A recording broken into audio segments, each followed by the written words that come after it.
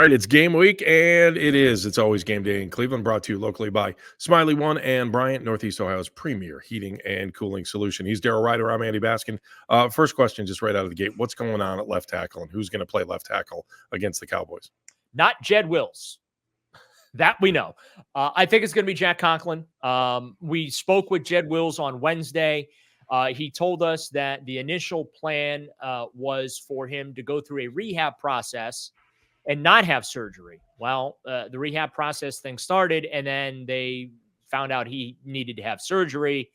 They went in to do the scope, and they found additional damage beyond just the MCL to be scoped.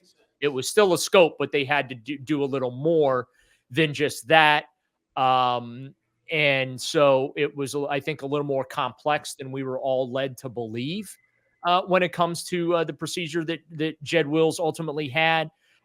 He did individual work on Wednesday, and he specifically told us that he just wants to see how that goes. It's a step-by-step thing. So even though Kevin Stefanski tried to keep the waters murky a little bit and say Jed might play Sunday, Jed flat out told us he is not starting against the Dallas Cowboys.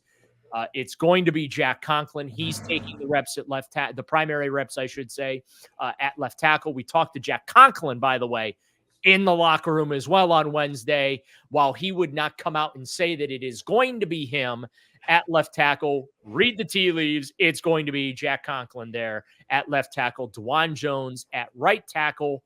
And then I think when everyone's healthy, Andy, Conklin will go back to right tackle, and Jed Wills steps up to left tackle, and Dwan Jones moves back to the bench.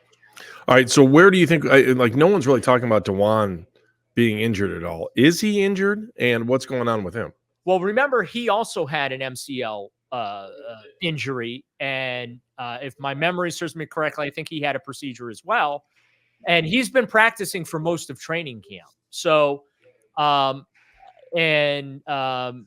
let me pull up the injury report real quick. I don't think he was on it today. The players that were on it, it was David Bell, quadriceps, Jack Conklin, knee, Jordan Hicks, calf, Mo Hurst, hamstring, Quentin Jefferson, Achilles, Dalvin Tomlinson, knee, Nathaniel Watson, quadriceps, Jed Wills, knee.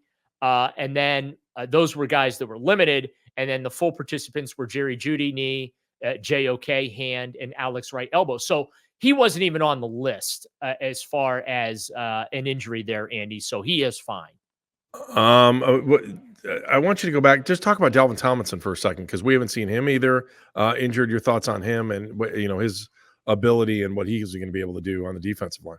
Well, I mean, he'll start. So, we feel good that he's healthy and he can play. That's what I'm saying. Yeah, I mean, he's limited, but I mean, he's been practicing. So, and you know how these injury reports go. The Browns are very specific and very deliberate with them to make sure that they don't even come close to any potential violations of, reporting on them. So my anticipation is you're going to see Dalvin in the middle of that D line on Sunday.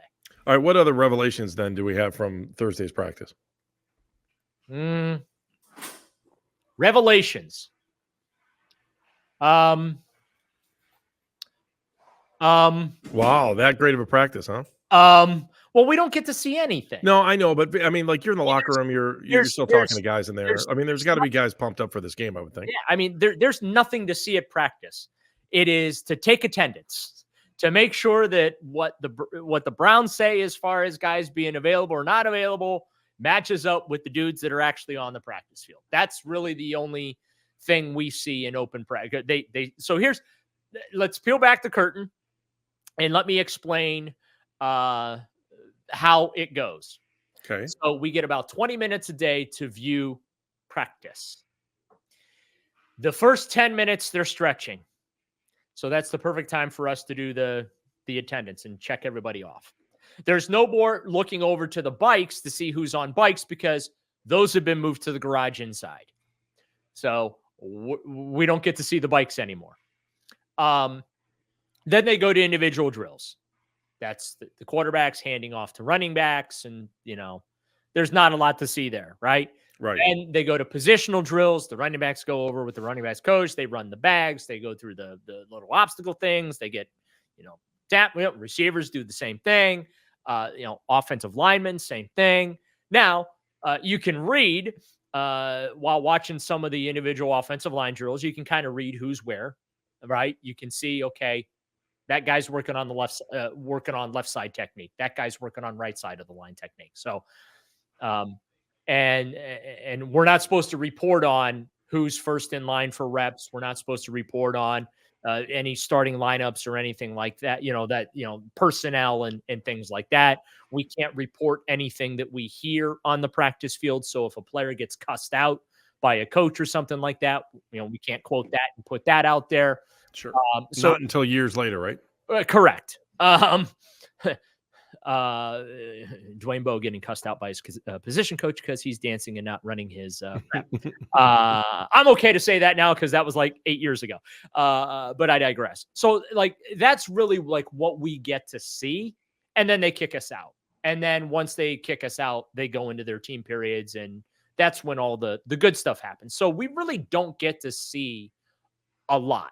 So just so when fans hear me say, they just, didn't get to see anything, we really don't get to see a lot. It's, for instance, Wednesday, Jack Conklin didn't seem to be doing as much as Jedrick Wills did during the individual portion that we watched. He did some stuff, but, that's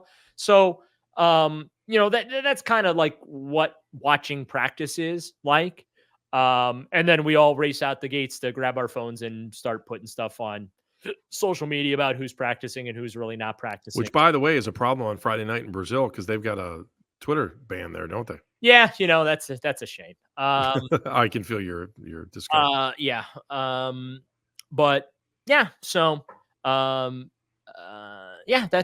was the takeaway from what we got to view during the 20 minutes we got to watch. So clearly these guys are amped and psyched up for this game on Sunday, right? Nationally televised. There's only two little pockets of the country that aren't going to see the game. And I don't feel it yet. I don't feel like I think our fans kind of were disjointed from training camp because they were at Greenbrier and there weren't that many open practices. And I don't feel that buzz. I think we'll feel that buzz come Sunday and people will be excited, especially after watching football, from 1:00 until the Browns game kicks off at 4:25. And, they'll be the biggest game in town at that point in the country.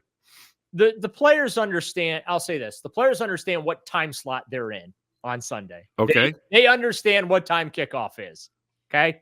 And they realize what that means. They also realize who's going to be in the booth. Deshaun talked about on Wednesday. He, has already had conversations with Tom Brady and, preparation for Sunday's game and things like that. So the players are very well aware of the fact that they're in that prime 4:25 p.m. kickoff. It's got to be not to interrupt you. It's got to be weird for Brady though, because Brady's normally the guy that's been asked the questions. When he's talking to Deshaun, he's got to ask the questions, right? Yeah. I mean, the conversation has always been to him, not from him. Well, it's not just Brady. Like, how about Bill Belichick and Nick Saban now, right? I mean, you're talking about two guys that detested the media during their coaching career, and now they're part of the media, right? I thought Saban was great on College Game Day. I'm enjoying watching the clips that they're putting on social media of Bill Belichick breaking down, film and matchups and things like that. But it is somewhat ironic that the two guys who gave the media absolutely nothing as coaches are the new media darlings. It is pretty crazy. All right, so let's do this. I am going to tell you why I don't think Bill Belichick hated the media. I'm going to tell you why when we come back. Also, we've got other things that we need to talk about. The Browns' new stadium name, stadium in general, my friend. Anything going on with that? You're going to fill us in when we come back. It's always game day in Cleveland.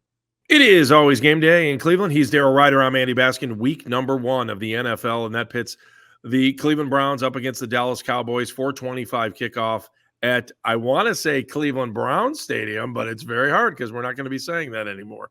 We want to remind you, again, that this is brought to you by our friends at Smiley One and Bryant, Northeast Ohio's premier heating and cooling solution. All right, I know I'm going to mess it up. So it's Huntington National Bank Stadium. Is that what it is? Wrong. I don't know. What is it? Huntington. I'm gonna sit back and enjoy you. You're gonna make me Google. It's Huntington Banks. It's Huntington Bank It's Stadium, no, right? it's not. Huntington National Bank Stadium, isn't it? No, you're 0 for 4. It's I know. Huntington Bank Field. Oh, Huntington Bank Field. Oh, because they can't be stadium because there's a Huntington Stadium somewhere else, and they can't be Huntington Park because that's in Columbus. Correct. Hang on. I'm going to write it down so I don't say it wrong again. Huntington Bank Field. I thought it was National. I thought National was in there, dude. I really wanted to sit here for 10 minutes and watch you just completely F up. Hang on. Now you got me. You talk for a second. Oh, because you don't believe me?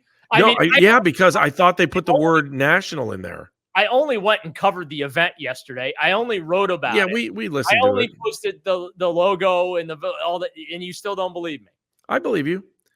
Huntington National Bank Field. No. Are you sure? It's Huntington Bank Field. Dude, I'm telling you, I'm looking right here. It says it on the state. I see the scoreboard on the outside. There's no national. Are you going to look it up? You're trolling me, and I am national. It's a national bank. It's not just some little Columbus bank like they used to be. National is not in the name. It's not in the name. Gotcha. No, you didn't get me. Yes, I did. I totally got you. Come on. You're annoying. I'm trolling you. Yes, I'm trying to annoy you. Yes, you're successfully annoying me. All right, what is this deal? So here's the biggest storyline to that though is I know I'm kidding. Right, get it Congratulations. There you go. You're causing some kind of weird thing to your camera by it's your light. It's coming back. Trust me, people would rather look at my phone than my face. That's true. It's a good point. It's a 20-year deal, right? And what does that mean if they move? That we now have not only a down payment for construction of the dome, but we also now know what the dome's going to be called. It's going to be Huntington Bank Field, which I kind of feel like that they should change the name. Yeah. It should be Huntington Bank Dome. No. Yes. No. It should. If you're going to build a dome, have dome in the title. There's got to be another word other than dome that they can use for this thing because it's not a traditional dome. It's just not. Huntington Bank Fieldhouse? But you already have a field house that's in downtown Cleveland. Why not? They're both field houses. There's nothing. In fact, where football is playing is more of a field house than where basketball plays. They actually have a field in there. Yeah. So yeah, but that's the name will travel. So for the next, we're just going to call it Huntington. That's all anyone's going to call it. The next 5 years, they will play down by the lake at Huntington Bank Field, and then in 2029, they will play at Huntington Bank Field in Brook Park. What are they going to call it? What's the nickname of the fans going to be? I know the team doesn't want it. I already nicknamed the new dome. Oh, what is it? Oh, the dome? No, the basement. Because they are digging 80 feet down into the ground. They are going to literally play in the basement. You know what's going to happen there, though? People will call it the hole, which, by the way, is the same as Michigan. Well, the majority of Michigan's in the ground. You definitely can't call it the pit, though. Because of Albuquerque? No, because of Pittsburgh. Oh, yeah, that's true, too. You know what I mean? Like, yeah. So I'm trying to think of a good nickname for this place. The basement. That's what I'm going to call it. The basement. HBF? Are they going to call it HBF? Or the doghouse, because if you look at you go back and you look at the renderings of the dome. Yeah. You know what? Yeah. I got a lot of doghouse elements to the architecture. Although there's a part of it, I'm telling you, I'm ready to turn the page. I mean, I love Hanford and I love Minifield, but there's a part of me that'll never be back. It's just not there. It's not the same as what it was in the old stadium. That was actually built as it was a single entity part of the stadium that you couldn't leave. You had to sit in the bleachers. If you were in the bleachers, you weren't allowed to walk around the park. They had giant fences, you couldn't get from point A to point B. The new dog pound is awesome that they want to build because it's real steep. It's similar to the wall that is in the Clippers' new arena. Crypto is it crypto.com or what? I don't. The new Clippers one? I think it's correct. I think that's correct. I don't know what the new Clippers name is, arena name is. I can't keep up with all these sponsors. Especially when they change them. Right. So the new Clippers arena they call it the wall, and it's basically a Intuit Dome. The Intuit Dome. Intuit Dome. So one end of it, they have a massive ring video board, two-sided, Yep. and then Very Dallas-like. on one end of it, it's a 35-degree pitch, which is basically the pitch of the upper decks in stadiums. That goes from the floor to the top of the building. And the thing is to stack the fans on top of each other close to the floor. And that's what the Browns want to do with the new dog pound. Same concept. So I with field suites on the bottom or no? There's the field suites are on the other side and behind the sidelines, which, by the way, I don't get. I don't think those are a good seat if you're on the sidelines. I think those are terrible. You can't see anything. The ones in Dallas, that's the first thing I thought of. I'm like, these are all obstructed view because the teams are standing in front of you. Exactly. It's like having when I would go to Browns games, the tickets would usually be behind one of the dugouts. You could never see anything because you had all the sideline personnel there. True. Right. So, yeah, I don't get the whole field suite thing at the 50-yard lines that you're seeing, like the Vegas. I think they need to be elevated above. They need to start at like 10 feet. Yeah. So, but in the new Huntington Bank Field, Brook Park Dome edition, there is, similar to Rocket Mortgage Fieldhouse, there is a lower band of suites that are close to the field and built into the rising seating bowl there. But the name's going to travel. That's the name of the place now. And they're going to have the new signage will be installed, or is supposed to be installed in time for the Dallas game. So it's not like the signs go up in a couple of months. The signs are expected to be there on Sunday when, fans head over somewhat lubricated. No. From the Muni lot. All right. What do you have? Do you have any word on what's going on with the stadium? I read today that someone's like, "Oh, what about Burke Lakefront Airport?" That they want the city to look into that. I'm like, "What are you talking about? Just let it go now at this point." Well, so here's the thing that's going on is that the politicians are proposing stuff that the Browns already looked into. Mayor Bibb wanting to close Burke Lakefront Airport is the worst kept secret in the world. It's not a bad idea. I mean, for us, for the average person, it's not a bad idea. If you use it corporately, it might be a good idea. You're going to find out why it's a stupid idea in a second. Okay. It's part of the reason the Browns aren't interested in building on Burke Lakefront Airport. So Bibb is working with the Transportation Secretary, Pete Buttigieg, to get that process underway before the Biden administration is completed, which obviously that is January 20th at noon in 2025. So regardless of which presidential candidate wins the upcoming election. This is really deep for a football stadium. Keep going. It is, but it's the explanation of why with what's going on. So as I lost my train of thought here. So Pete Buttigieg. So regardless of what administration comes in, they want to have this in the pipeline and already moving, right? And it's probably going to take about 10 years to do because that's usually what this takes. It takes close to a decade.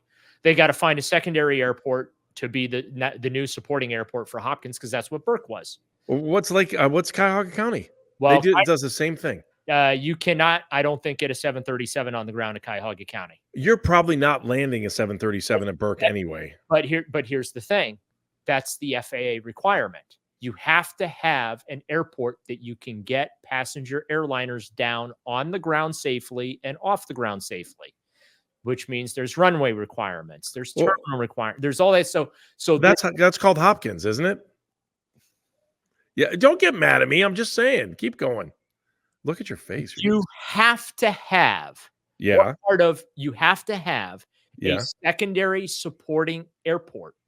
So in case that something happens where Hopkins Airport is out of commission and is unavailable, and you need to get planes on the ground, you have to have another runway at another location to do that. That's what Burke Lakefront Airport was. It was the secondary airport, right? So they have to then, so maybe it is Cuyahoga County. They have to go and find that and modify those runways and the infrastructure at those airports to be able to support those endeavors. These are FAA regulations. These aren't Okay. okay. Anyway, to get back on track. So the problem with Burke is the way it was built. There's a high probability that there is toxic fill under those runways because that's man-made land as a result of dredge. Yeah. So when that stuff was dredged, what was going on? The river was catching fire. There was pollution everywhere, right? Mm-hmm. So that's the dredge and the sludge that they put there. So now you can't dig under it. You can't dig into that, right? I guess you're telling me. I'm listening to you. I'm thinking of other cities trying to figure out where their secondary airports are, right? Like Cincinnati or Charlotte or. So while you're not paying attention to a word I'm saying, I'm listening to everything you're saying, Daryl. I'm listening. So there is an inherent construction site problem with Burke Lakefront Airport. Okay. All right. Just why the Browns aren't interested in it. The other thing, the reason why the Browns aren't interested in it is they have already spent significant amounts of money on architectural work and engineering work for the existing stadium as well as the dome. They would then have to go back to the architect and completely redo everything. Oh, yeah, that's true. That's time and money that they don't want to spend and they don't have. Okay. That's another problem there. Here's the third problem. For every year of delay of this project, if the politicians screw around here and things don't get completed by 2029, construction costs are going to increase between 5 and 10% per year. Okay. So, remember what I told you about closing Burke Lakefront Airport? Yes. I'm about to find out how much you were paying attention. How many years did I tell you the guesstimate would be for them to actually get that airport closed? How long is it going to take? 20. Now you're trolling me, aren't you? Yes, I am. What's the answer? 10. Correct. Okay. So you've got a $2.4 billion dome. I'm actually doing the math on it because I'm just want to make sure I get the numbers right. Okay. You've got a $2.4 billion dome. That's okay. There we go. Okay. Times 10% or times up between 5 and 10%. I'm going to go high because everything's going up and down. Let's say it's a 10% cost increase per year, right? So that's $240 million per year in increases. I said 10 years. Now let's multiply that by 10. That's $2.4 billion. So that means now to build that dome, it's going to be twice the money. Okay? At Burke.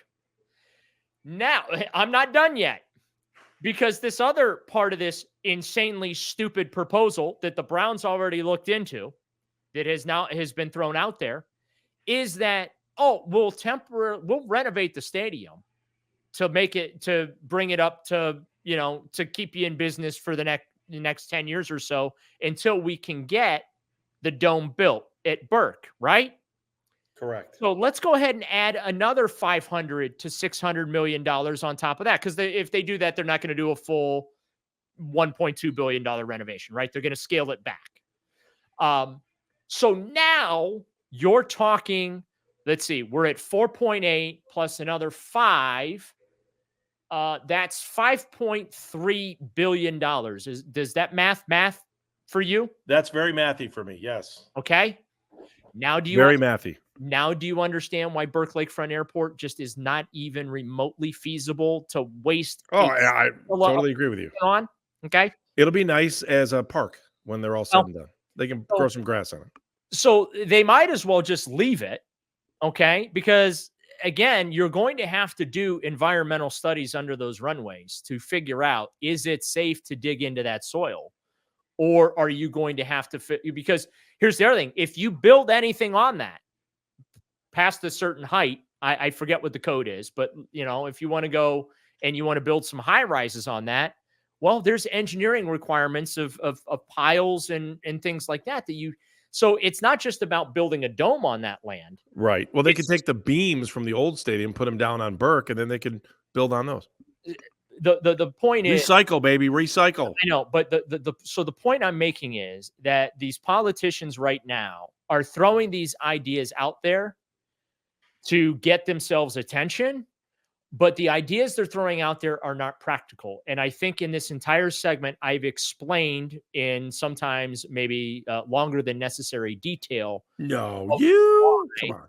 of why this idea is completely not doable. You mean you could have summed this whole thing up as just saying Burke is a pit, an environmental pit, and it's not going to happen. Boom. Yeah, but I wanted to expand on it so people just really had an understanding. Okay. And, All right. Hold that thought. Hold that thought. Because we have so much more information to give everyone. That's why they're involved in It's Always Game Day in Cleveland. He's Daryl Ryder. I'm Andy Baskin. We're back right after this. I need a drink. Yes, you do. It is always Game Day in Cleveland. He's Daryl Ryder. I am Andy Baskin. Thanks for being on board. And again, Game Day is brought to you by, and you know who it's by, Bryant and Smiley One, Northeast Ohio's premier heating and cooling solution. All right, Daryl, wrap up what you were saying here about okay, we know Burke is out.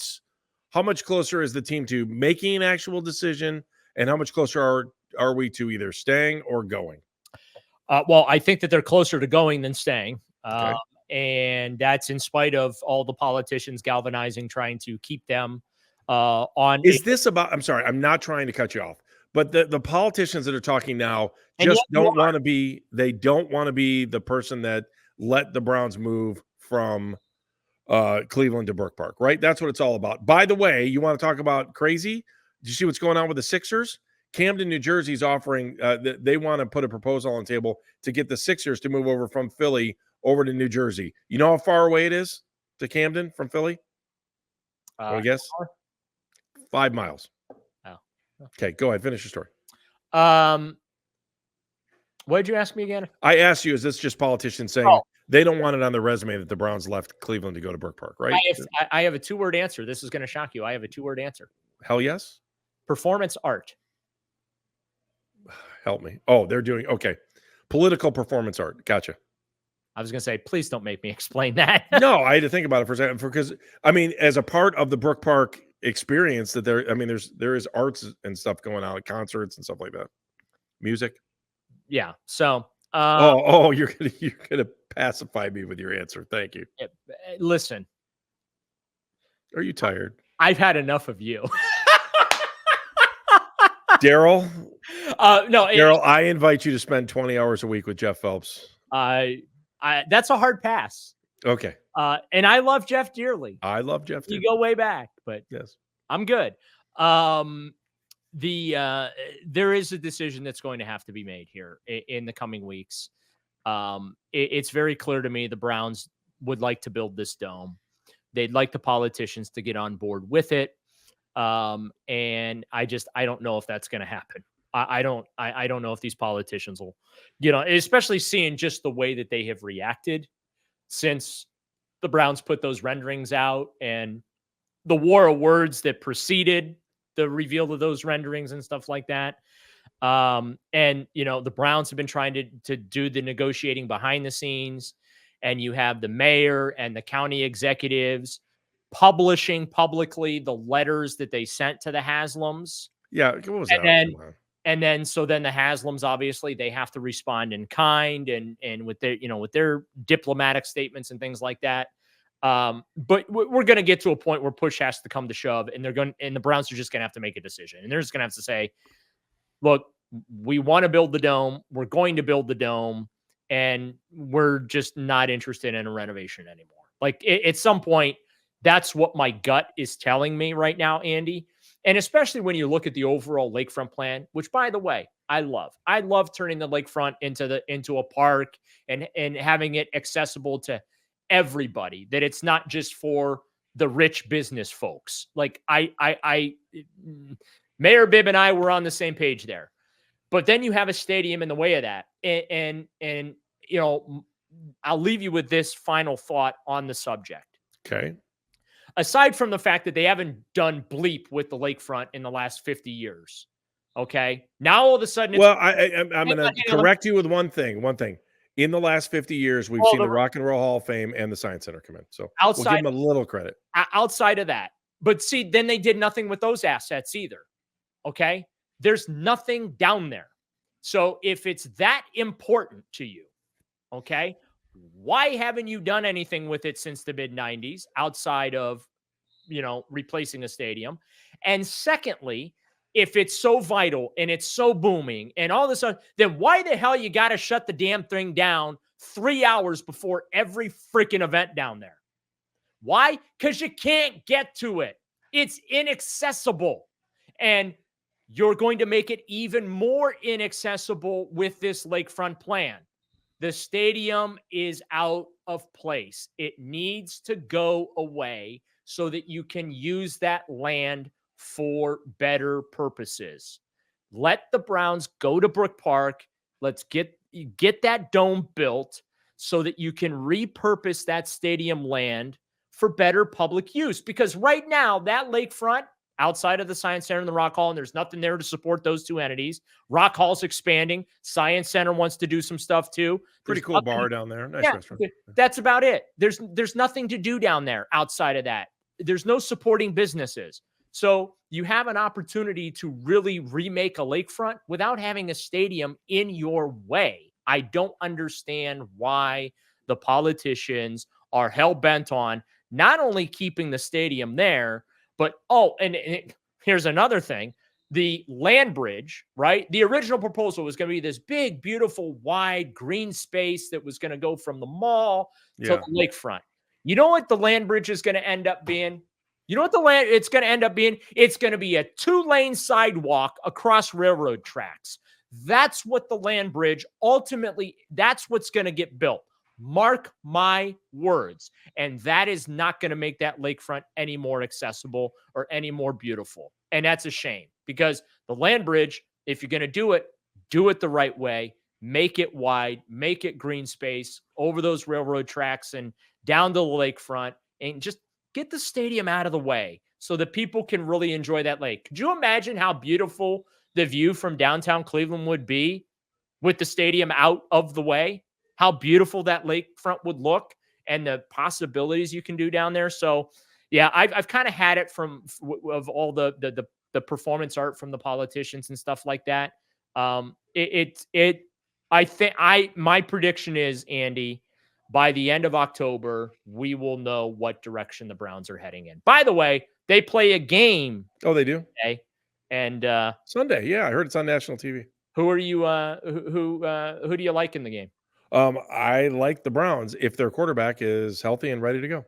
Your quarterback says he's healthy and ready to go. Do you believe him? Yeah, I believe him. I think he's all right. I think for the first time, I think his body is as pristine as it possibly has been since he got to Cleveland. How's that sound? Is that a good way to put it? I think that the defense will definitely show up at home the way they did the last couple of years. I think they'll have a good game plan on defense. I do feel good about this game. I'm not going to say I feel great because it's the NFL and you never know what's going to happen. And they could have a 21-point lead and they could end up blowing it at the end of the game. It's the NFL. I mean, things happen there. But based on what I saw last year, based on the fact that I think they improved the roster, and based on a little bit of the turmoil that's going on in Dallas, I think the opportunity is absolutely prime for the Browns to come out and have a game number one victory, which hasn't happened very often since 1999. Listen, they're riding a 2-game win streak in week 1 right now. Hey, if they win one more, that's called a winning streak. It has happened before. Thank you, Lou Brown. The matchup that I'm most excited for is CeeDee Lamb v. Denzel Ward and the rest of the Browns secondary. Look, Dak Prescott is as prolific a passer as you're going to find in the NFL. I think he finished 3rd in total yardage passing last year, over 4,500 yards. He finished number 1 with 36 touchdown passes last year. He's a problem. He is the first of many tough quarterbacks on the schedule. You got, obviously Lamar and Burrow twice. You're going to have Tua on the schedule. You got Pat Mahomes on the schedule. You got Justin Herbert on the schedule. Like it is a gauntlet of quarterbacks the Browns are scheduled to face this year. Dak is first up. I'm really excited though to see and watch this Browns secondary. And hey, you know what? Myles Garrett and Zadarius Smith and that defensive line. Zadarius Smith, his birthday is Sunday. He's hoping to celebrate with some cupcakes and some sacks. But yeah, I am really excited for Dak Prescott / CeeDee Lamb versus this Browns secondary. I think that might be Score? the part. Hang on. I'm going to write my score down before you. Okay. We're both writing them down at the same time. Yep. Okay. You can't read mine, so I can't show this because you can't read my writing. Okay. First of all, who do you have winning? I'm taking the Browns. Okay, I took the Browns too, and I will show you the score, a unique score. Okay. Oh, you're doing a unique score. Yeah, I'll tell you what's unique. Okay. All right, what do you got? I have Browns 24, Cowboys 20. I have Browns 27-23. We both think it's a 4-point game. Okay, there you go. So 27-23 Browns. We can make fun of each other then next week. Or at the postgame show if we're wrong.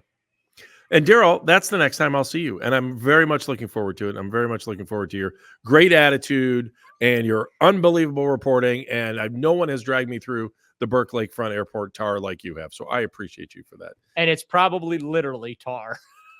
Probably is. For our producer, Evan O'Brien, who's outstanding just for having to listen to us for all these weeks so far. The next time we meet, there will be a game in the books, and we are looking forward to talking to you after that. It's Browns, Dallas, game 1. We'll see how it plays out. And, of course, I'll play that at Huntington Bank Field. There you go, my friend. You got it right. It only took about 12 tries. Maybe I was just playing with you. That's it. It's always game day in Cleveland.